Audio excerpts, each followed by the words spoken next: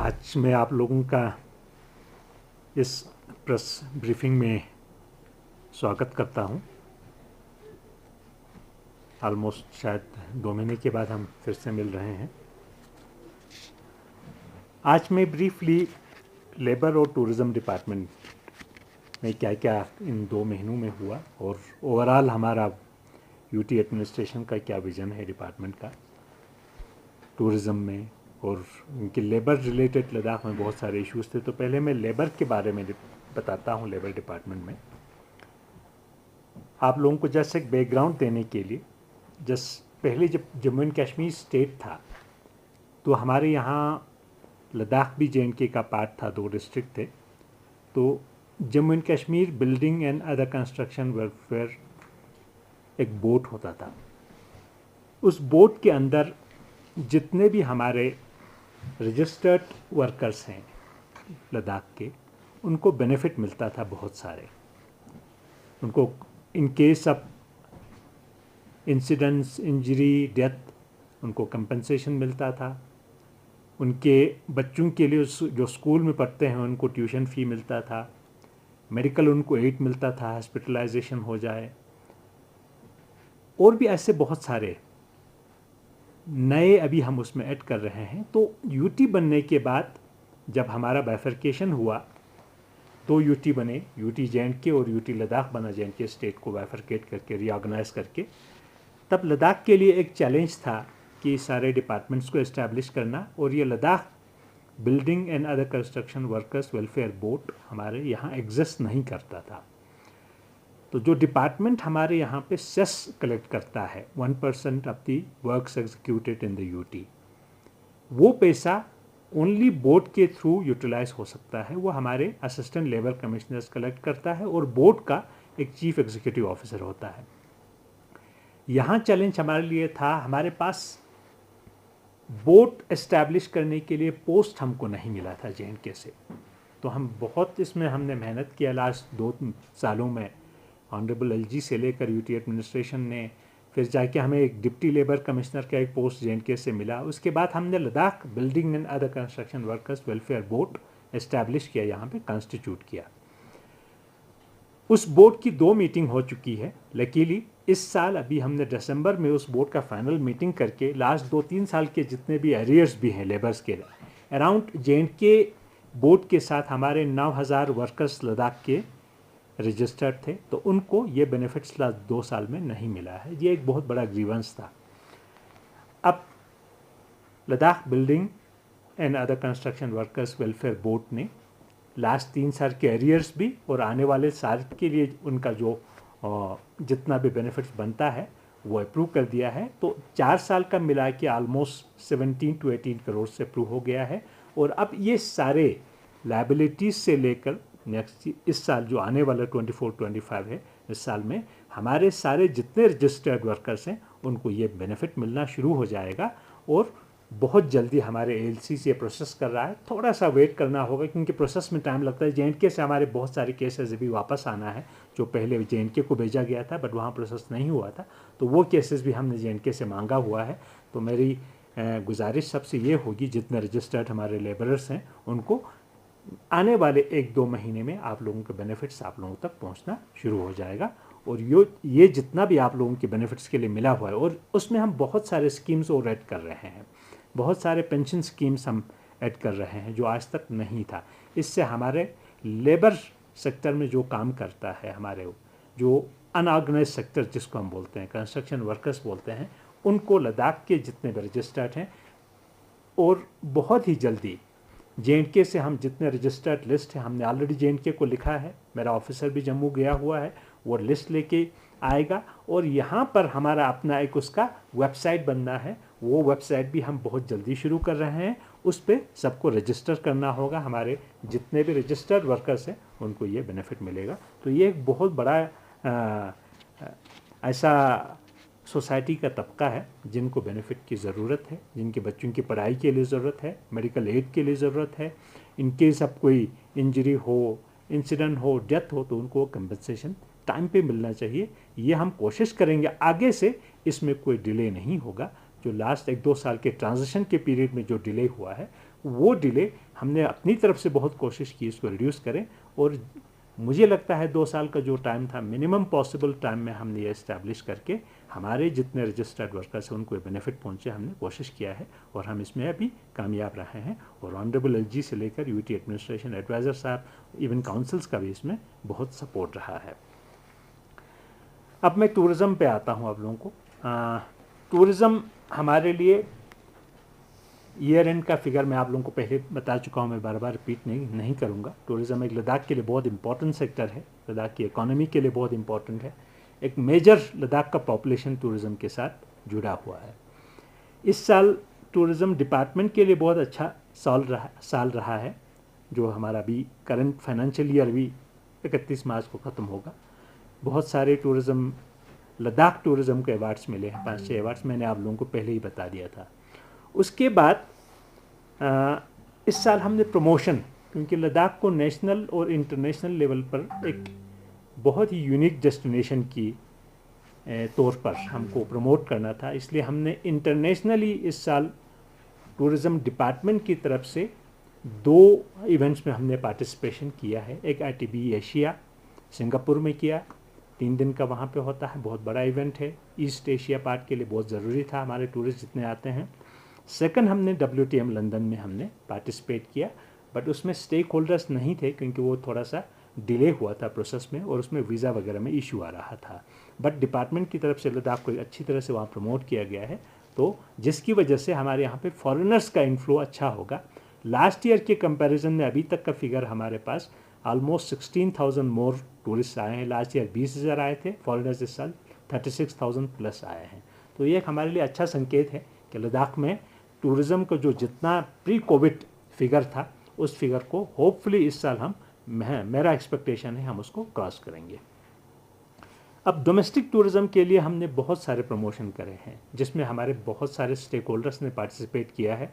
Major जो 2 events होते हैं, OTM मुंबई रिसेंटली हम गए 3 दिन के लिए, हमारे 30 स्टेक होल्डर्स के साथ गए।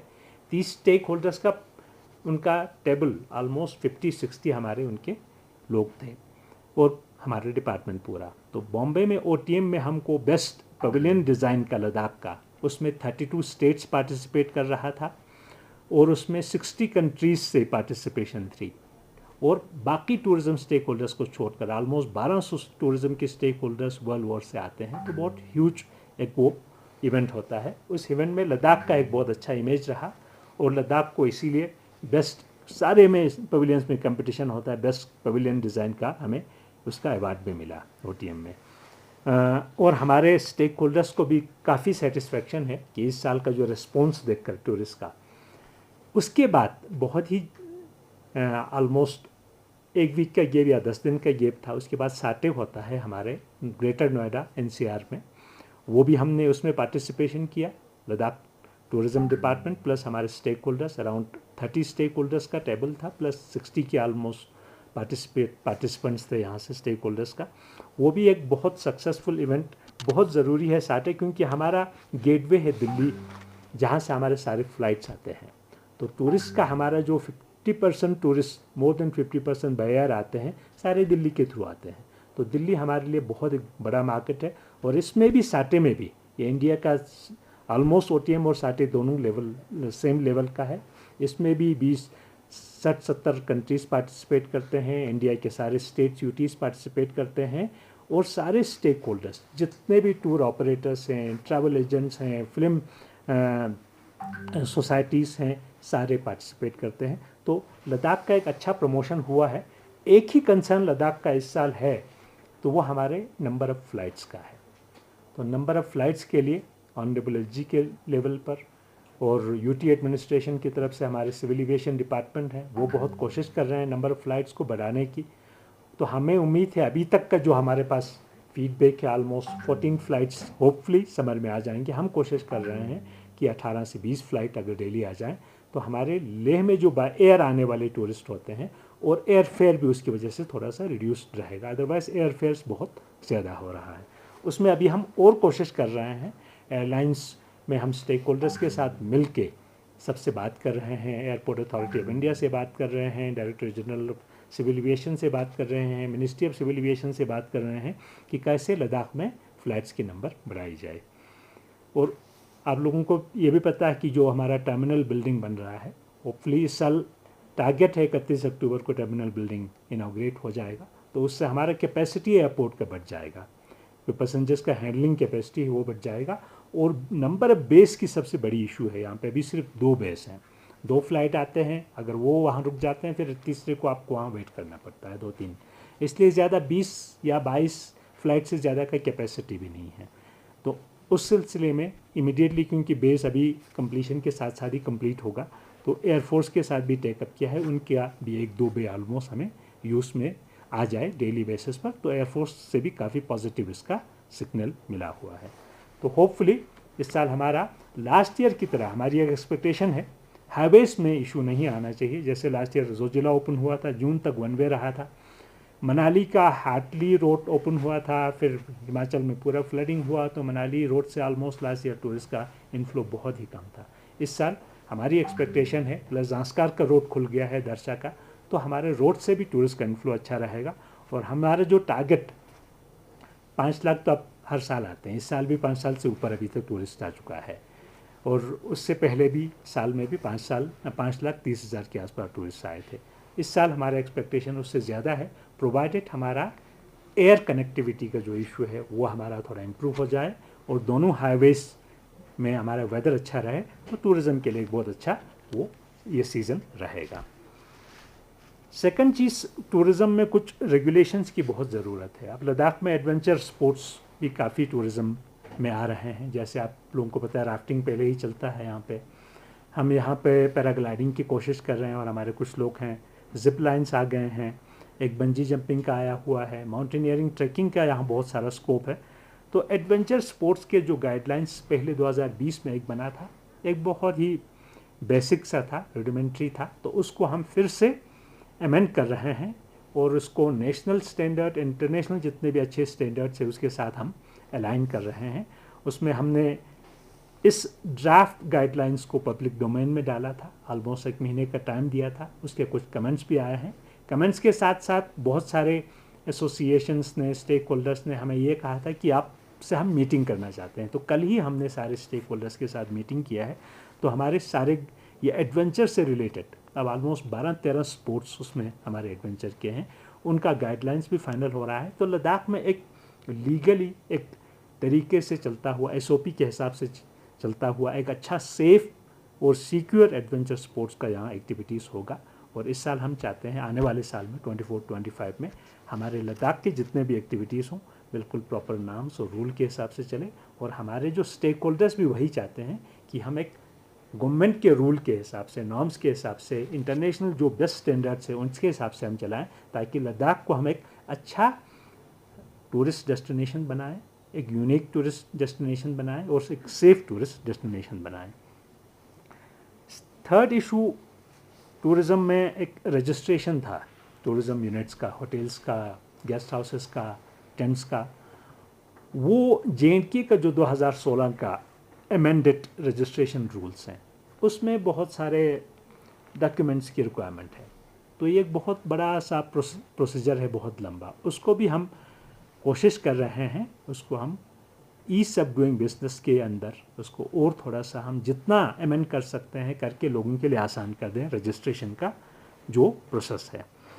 उसमें भी हमने स्टेक होल्डर से, हमारे लद्दाख के अक्टा हो, अल्टोआ हो, अलगा हो, सबसे 2-3 बार हम मीटिंग कर चुके हैं। इसका एक ड्राफ्ट गाइडलाइन बना है, इस ड्राफ्ट गाइडलाइन को हम फिर से एक बार ऑनरेबल जी का अप्रूवल लेके पब्लिक डोमेन में हम डालने का सोच रहे हैं, ताकि इसमें एक अच्छा सा इनपुट और कमेंट आए, और लीगली जो मैंडेटरी फॉलो करना है वो तो फॉलो करना पड़ेगा, पोल्यूशन नॉर्म्स को फॉलो करना है वो करना पड़ेगा, फायर सेफ्टी नॉर्म्स को फॉलो करना है वो तो फॉलो करना पड़ेगा। उसके अलावा जितनी चीज़ें थी जो ज़रूरत हमारे हिसाब से नहीं था, उसको हम रिमूव कर रहे हैं, बहुत ईजी बना रहे हैं प्रोसेस को रजिस्ट्रेशन के।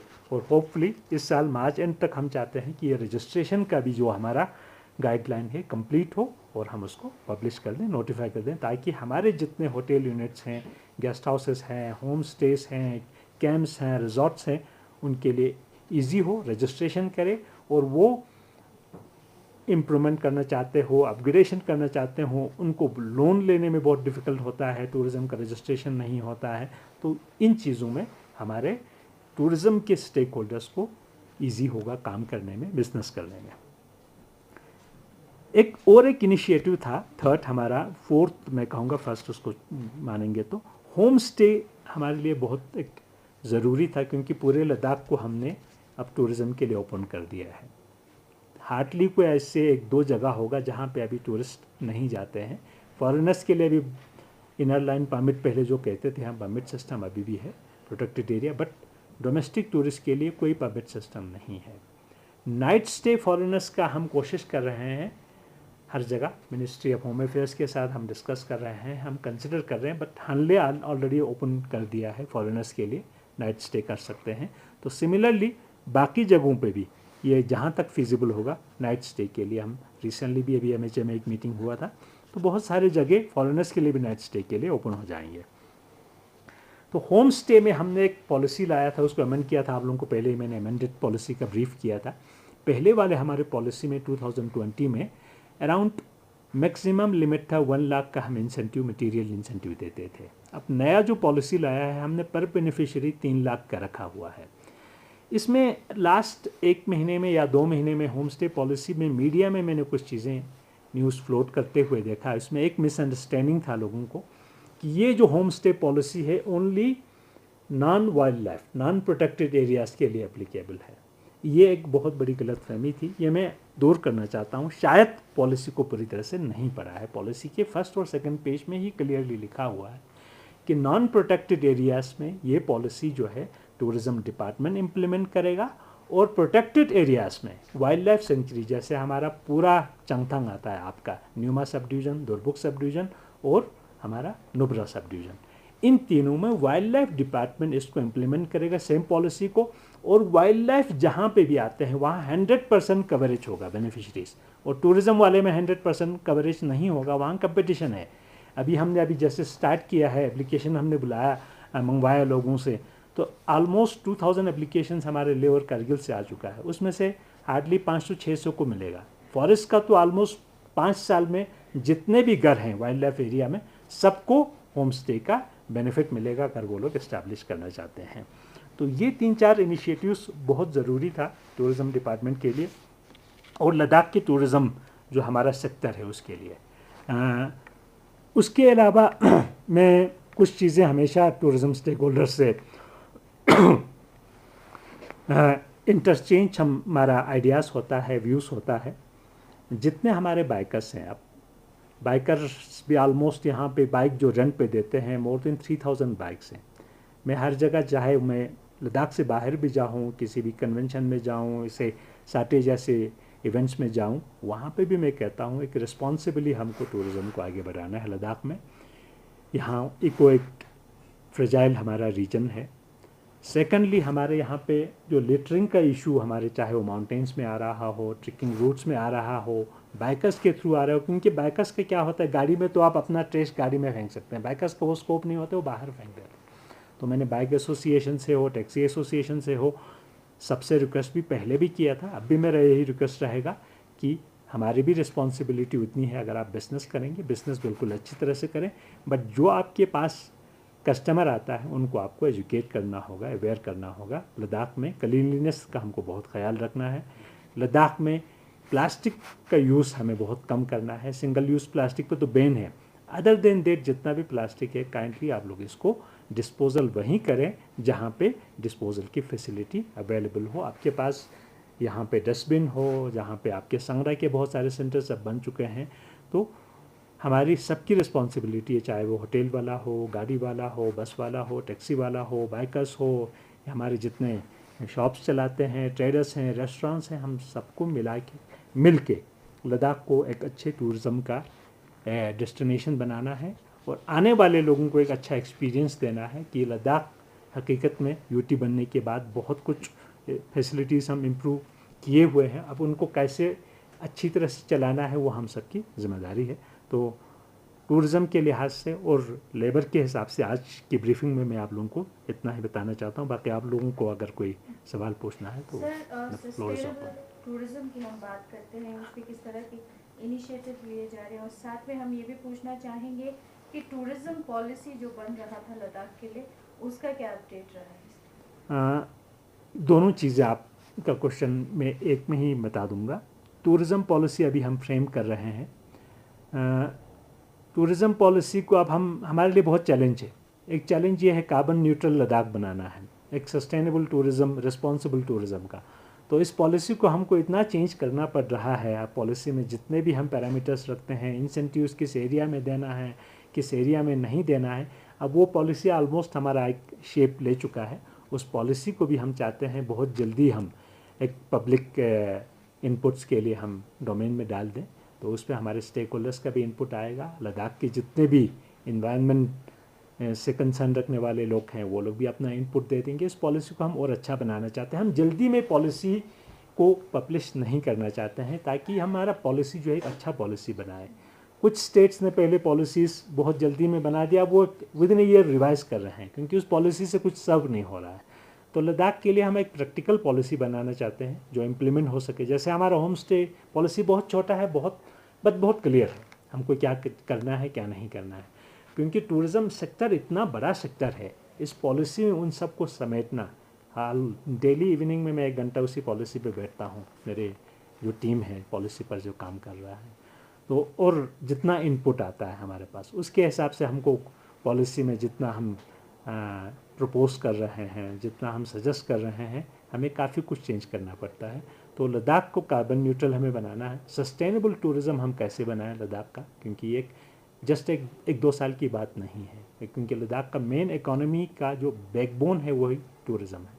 तो इसको हमें एक सस्टेनेबल, रिस्पॉन्सिबल लद्दाख की टूरिज़्म से लद्दाख की ज्योग्राफी, इकोलॉजी ख़राब नहीं हो, यहाँ का कल्चर ख़राब नहीं हो। बहुत सेंसिटिव है कल्चर, हमारे लिए बहुत ज़रूरी है, ट्रेडिशन। तो मैं छोटा सा मैं आप लोगों को बता दूं खुशी की बात, कल्चर डिपार्टमेंट की तरफ से इस साल हमने लद्दाख टेबलू हमारा 26 जनवरी रिपब्लिक डे पे दिल्ली में दर्शाया गया। उसमें भी हमारे कल्चरल ट्रूप का मिनिस्ट्री ऑफ डिफेंस में एक कंपटीशन होता है, उसमें भी लद्दाख थर्ड आए पूरे कंट्री में। 32 स्टेट्स ने पार्टिसिपेट उसमें किया था कल्चरल इवेंट में। तो लद्दाख का कल्चर भी ग्रो हो रहा है। अभी हमारा एक कल्चरल ट्रूप अरुणाचल प्रदेश गया हुआ है लद्दाख के ट्राइबल कल्चर को दिखाने के लिए। अभी 2nd और 3rd को आज और कल और परसों वो प्रोग्राम अरुणाचल प्रदेश में है। तो लद्दाख पूरे नेशनल लेवल पर, इंटरनेशनल लेवल पर हर जगह पार्टिसिपेट कर रहे हैं। कल्चर से रिलेटेड जितने हमारे लोग हैं, जितने हमारे आर्टिस्ट हैं, चाहे वो म्यूजिशियन हो, डांसर हो, सिंगर हो, सबको बेनिफिट भी मिल रहा है। और उसके साथ साथ लद्दाख के कल्चर को एक अच्छा सा प्रमोशन मिल रहा है। और हर स्टेट से अब इनविटेशन आ रहा है। अभी एक आंध्र प्रदेश गया हुआ है प्राइम मिनिस्टर के प्रोग्राम के लिए, पूरा 16 लोगों का ग्रुप, वो भी परसों ही गया है। सर, सस्टेनेबिलिटी की जब बात करते हैं और जैसे हम जिस तरह से एनवायरनमेंट को भी बचाने की कोशिश कर रहे हैं, तो ये भी बताया जा रहा है कि जहाँ होम स्टे का पॉलिसी आप इंट्रोड्यूस करेंगे गाँव में, वहाँ वेस्टर्न टॉयलेट का इंट्रोड्यूस करना कितना सही रहेगा वहाँ पे, क्योंकि जब हम इकोसिस्टम की बात करते हैं तो कहीं ना कहीं वेस्टर्न टॉयलेट्स उतना वहाँ शायद एप्लीकेबल ना हो। इस पर हमने बहुत डिलिब्रेशन किया है। प्रॉब्लम ये है जो हमारा क्लाइंट है उसका डिमांड और हमारा जो होम स्टे चलाता है उसका लाइवलीहुड, उसको हम कैसे बैलेंस करें। लोकल टॉयलेट हम भी चाहते थे कि हम होम स्टेज में रहें, बट होम स्टेज उससे चल नहीं रहा है। प्रॉब्लम क्या हुआ, आपका गेस्ट हाउस ओपन है, आपका टेंटेड एकोमोडेशंस में अच्छे टॉयलेट्स फैसिलिटीज़ हैं, तो हमारा जो डोमेस्टिक टूरिस्ट है वो लोकल टॉयलेट को ज़्यादा प्रेफर नहीं करते हैं। तो ये एक बहुत जनरल सबको कंसिडर करते हुए हमें सोचा कि अल्टीमेटली हमें बेनिफिशरी को बेनिफिट मिलना चाहिए, बट एनवायरनमेंट को ख़राब भी नहीं करना है। उसके लिए जो आपका सेप्टिक टैंक, शोकेस पिट होना चाहिए। दो लद्दाख के कल्चर के हिसाब से वो नहीं है, बट आपको इकोनॉमिकली वायबल उस होम स्टे को बनाना है। जब मैं एक इंसेंटिव देता हूँ किसी को, मैं कहता हूँ उसको आपको 5 साल मिनिमम चलाना है होम स्टे को, उसके बाद आप चलाएं नहीं चलाएं that is up to you, ठीक है। बट 5 साल के लिए भी उसका एक अर्निंग होना चाहिए। अगर उसका होम स्टे साल भर खाली रहे जस्ट बिकॉज टॉयलेट फैसिलिटी नहीं हो, तो वो इकोनॉमिकली वायबल हमारा एक पॉलिसी नहीं होगा। तो इन सब चीज़ों को गिव एंड टेक होता है अल्टीमेटली, क्योंकि हम पीछे नहीं रह सकते, प्रोग्रेस सबको करना है। गाँव में भी जो लोग रहते हैं उनको भी बेनिफिट मिले टूरिज़्म का।